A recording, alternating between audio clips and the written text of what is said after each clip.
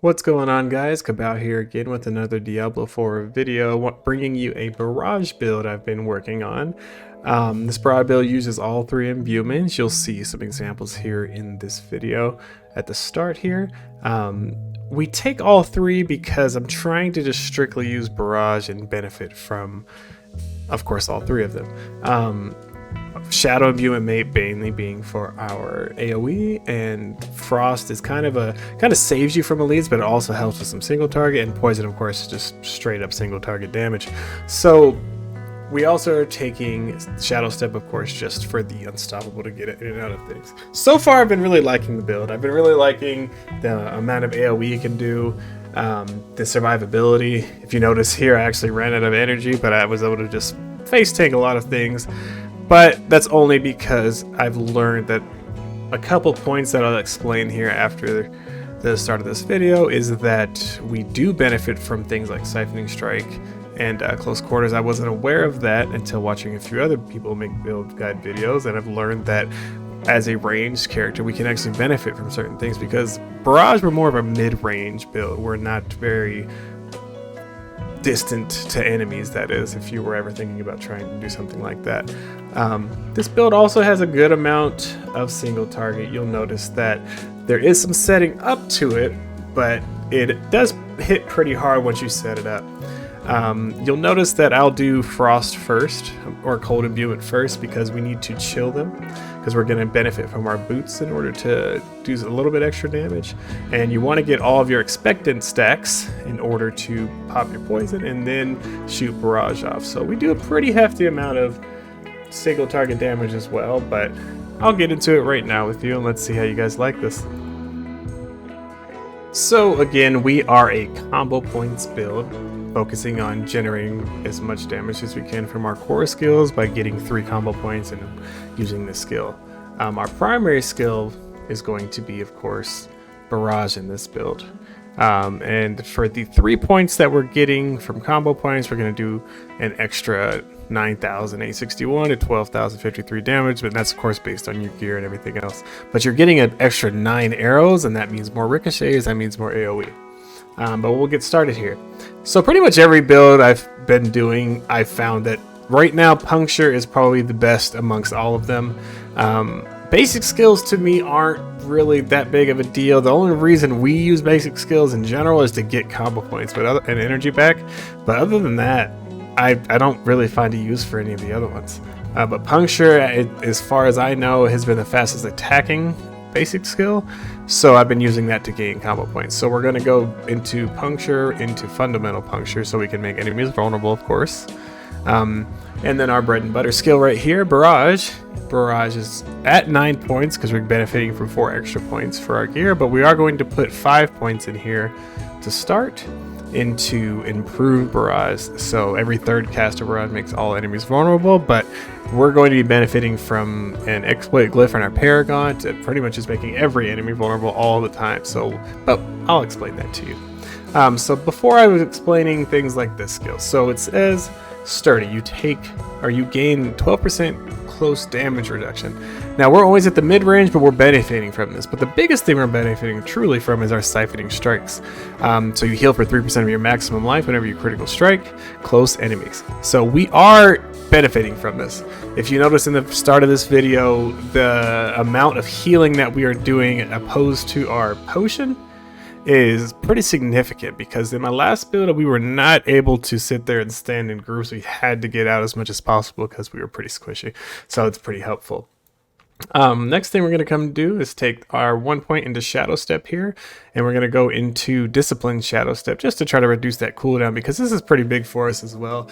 You're becoming unstoppable with this, and that's helping you get out of horrible CC situations. Now you have to remember that this is your only option for that, so you do get stunned a lot, so you kind of have to be careful.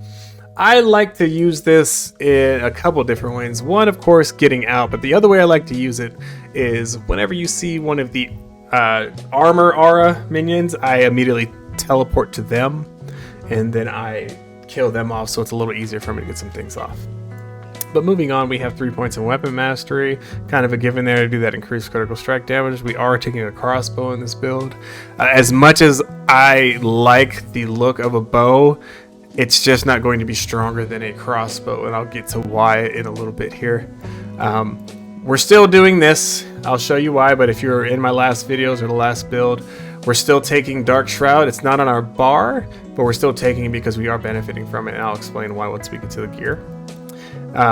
This is helping our defenses as well, and helping a little bit of movement speed as well to get around, so it's kind of nice. And again, every rogue build is going to have Exploit and Malice. We're going 3 points into both of those. Now, I have 1 point into each of these, but I'm getting +3 to my imbuements from my necklace, and that's how we have 4 in each one, so it's kind of nice. For a shadow imbuement, we're going to go into blended shadow imbuement, and that's again to make more enemies vulnerable, so we're constantly making vulnerable enemies, and we're constantly doing extra damage to them. We take 1 point in the Shadow Crash, really just so we can get to consuming shadows, because this is how we're maintaining our energy on Barrage. So whenever we're shooting those big old AOE packs, this is going to allow us to regain all that energy. Next, again, 1 point into Poison Imbuement, into Blended Poison Imbuement, and this is just going to let us do increased damage. We're critting all the time, so this is going to let us do a lot of increased damage. I do really like this for a single target. Originally I was using Shadow Clone for a single target, but it didn't really feel good. Sometimes the shadow wouldn't shoot in the right direction, and I just wasn't really benefiting much from it. It helps you in AoEs, and it gives you unstoppable, so that's an option for you as well. But I like this for when I go against bosses. I need some other options so I can do a lot more single target damage. And then we're going to take 3 points in a Deadly Venom in order to get increased damage from our poison. Next, we're taking Cold Imbuement. This is going to allow us to chill, but it's also going to give us more damage overall, because we are going to be benefiting an extra 10% damage from our chilled enemies from our boots. On top of that, we'll do a little bit extra, about 20% extra damage by taking Mixed Cold Imbuement here. Crowd Control is also chill, so it's going to allow us to do 20%. We're of course not able to freeze bosses, but we're able to freeze elites, things like that, and it helps us do quite a bit more damage with that. And then of course we're going to take 3 points into Frigid Finesse to do even more chilled damage to chilled enemies. So we get quite a lot of chilled enemy damage, and that's why we take this. So our combo is usually going to be, we're going to make them chilled first, and then of course get our combo points back, and then use our Poison Imbuement on Barrage to finish them off, and that's kind of the way I've been doing that. We take 2 points into Innervation here just for some extra energy gain in case you're having any problems. If you're not having any problems, and you can always move this somewhere else, you can try to put 2 more points into Poison Imbuement if you want, one of these if you really want to, just to try to increase the amount of damage you're doing. Adrenaline Rush and Haste is just something I left in from last time because it's just nice having extra movement speed in general. The attack speed, it doesn't really matter other than when we are below 50%. I mean, we attack a little faster, we get our energy back faster, but you hardly ever notice your energy being gone with this build. And finally, since we're Crit Strike, of course, we're taking Precision. I think Precision is one of the best key passives that we can get in builds like this. We could take Victimize if you'd like, if you feel like you're having trouble with AoE, but at least for me, AoEs are not an issue in this. So, moving on, we'll go to our gear.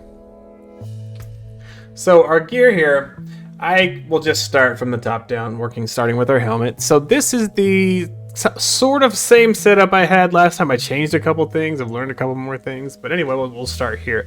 So we're going to take Disobedient on our helms, look for things like all stats. The main thing I'm going to try to upgrade this with is trying to find ranks to Poison Imbuement and ranks to Cold Imbuement. If you could try to get both on there, that would be ideal, but I would prioritize Poison Imbuement over Cold Imbuement if you can help it, and then just try to get stats on there to help your Paragon board. And that's why I haven't changed this, because I need to find one that has intelligence on there and all stats, something like this. But I'll probably try to roll off of the armor in order to see if I can get one or the other. But I would prioritize poison over cold, but if you can get both, then that was what I would recommend. And then our aspect is Disobedience here. So we're getting armor from dealing any form of damage, and it stacks. I had the lowest version because this is from the dungeon. I haven't upgraded it yet, but it's pretty easy to upgrade. And then of course we're taking topazes in all of our armor to get that damage reduction while control impaired. You could take rubies if you like for some extra life, but I always recommend this because we tend to get stunned quite a bit. Next we're going to have might. We're benefiting from a lot of extra damage on here, so it's great. The damage to reduction from distant enemies is cool and all. I might roll that and try to see if we can get more armor or something like that. But you're looking for something like this, or you could just try to find something that's all defensive if you really want to. But I am enjoying the amount of imbued skill damage I'm getting from both of this. I managed to roll 2 forms of it. There's imbuement skill damage and imbued skill damage.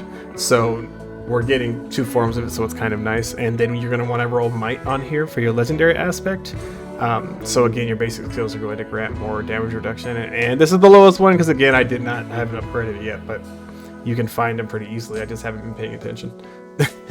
Now, this is one of our big ones here, just like it was on the last build here. Our big one is the fact that we're getting 4 ranks to Barrage on our gloves. It's been a pretty big difference since I've gotten these gloves. It's kind of hard to find any of these specific core skills on gloves when you're playing the build, of course, and then when you're not playing the build, you find everything you need. So, but right now, you're gonna look for stats. You don't need the attack speed, but I had something else on there I didn't need. I needed intelligence, so I rolled into the intelligence instead to help my Paragon board. But you can look for something like this and maybe see if I can't remember vulnerable rolls on gloves, but you can try to do that. Next is our pants here. Again, not really much going on here as far as benefits to us, other than the fact that we are getting the extra intelligence and dexterity. If I could help it, I would like to have plus to potions for even more survivability if I can help it. Speaking of potions, don't come at me for my non-upgraded potion. I just noticed that. But you're gonna need cheats on here, and you're gonna take less damage from the crowd control enemies since we're making them freeze and we're chilling everything.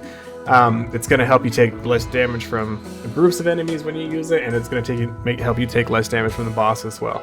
But I would probably go for something like this specifically, if you can help it, only because I'm getting that while injured, your potion grants 42 movement speed for 2 seconds, so I hit that potion, I get out of there, but typically I'm okay. And again, throw some topazes in there. Now we're coming on to our first unique here, is the Penitent Greaves. This is giving us even more damage to chilled enemies. I managed to get one that has the 10% on there. It rolls 7 to 10%. So you leave it to your Frost, but you also deal more damage to chilled enemies. So since we're already using cold imbuement, we are benefiting from it as well whenever we chill an enemy. So that's giving us another modifier as far as damage modifiers to chilled enemies. So that's why this is really nice for this build. You can definitely find higher rolls as far as your movement speed, crowd control duration, things like that. But this is the best one I found so far. But I don't know how much longer we have until season, so I might not even try, to be honest.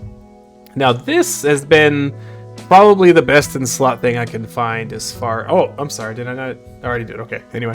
This is probably the best in slot thing I could find as far as suffixes on a crossbow.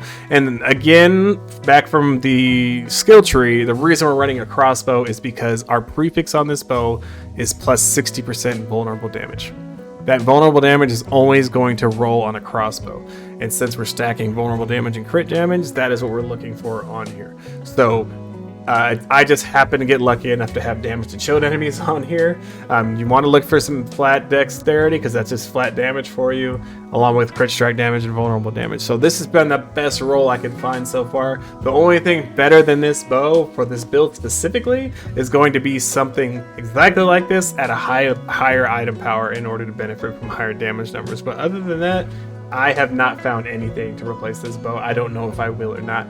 And on our weapons, we're going to be running emeralds because we're getting crit strike damage to vulnerable enemies. It's kind of a given. But we'll move on now. Oh, I'm sorry, and we are also having branching volleys. This is going to benefit our barrage by letting them split into 2 more arrows whenever they ricochet, so that way we get even more AOE damage. Moving on, we're going to take Umbrus. Umbrus is why we have Dark Shroud points on the skill tree, and this is allowing us to get even more defense, and they just buffed it in the recent patch to make it so you get it even easier. There's even a higher percent chance when you crit, so you pretty much have them on all the time. So that is pretty self-explanatory there. The main thing you're looking for on a necklace is +3 to imbuement skills. You can try to find vulnerable damage on there, but really just look for the imbuement skills if you can. Other than that, it's pretty difficult to get a really good roll as far as everything you need on a necklace. You can, but just look for the imbuement skills so you're not looking too hard for a necklace. The same thing goes for your jewelry. You're going to be looking for imbued skill damage, crit strike damage, vulnerable damage, things like that. The lucky hit chance is nice on here, but I'm probably going to roll it and keep the health and try to get vulnerable damage on there. And then we're going to be running corruption as our imbuement. Effects have 20% increased potency against vulnerable enemies. Again, we're making everything vulnerable, so this is going to help us, of course, do more damage. And then finally, our last ring here. Sorry, we got a couple more weapons to go over anyway. Our ring has vulnerable damage, damage over time, crit chance, and damage to close enemies. I would probably roll the damage to close enemies because, I mean, we're getting a benefit, but we're not always close. So, but then again, we are mid-range, so it's kind of helpful, but it's not like we're using our daggers really for anything, so I might just roll that. But really, if you're trying to get edge masters on here, every rogue build at this point has edge masters, so try to get a higher roll. I've rolled 10% on here because it's just the regular aspect from the dungeon. But you do increase damage based on your available resource, so when you have max resources, you'll get that 10% extra damage. Our next unique on this build is Condemnation. Most combo point skills are going to, or combo point builds, are going to have this dagger in it because you're getting extra core skill damage. You're also getting the chance to gain all 3 of your points just for hitting something with your basic attack. So it's pretty like best in slot for most builds as far as unique. And then you're just looking for higher rolls on this, on your core skill damage and your critical strike against injured enemies.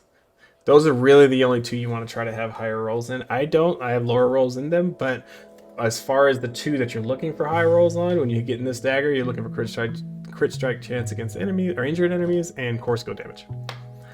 Alright, and finally, I will briefly go over our Paragon board, but again, I will of course have a link in the description of where we've gotten so far so that we can kind of see what we're doing.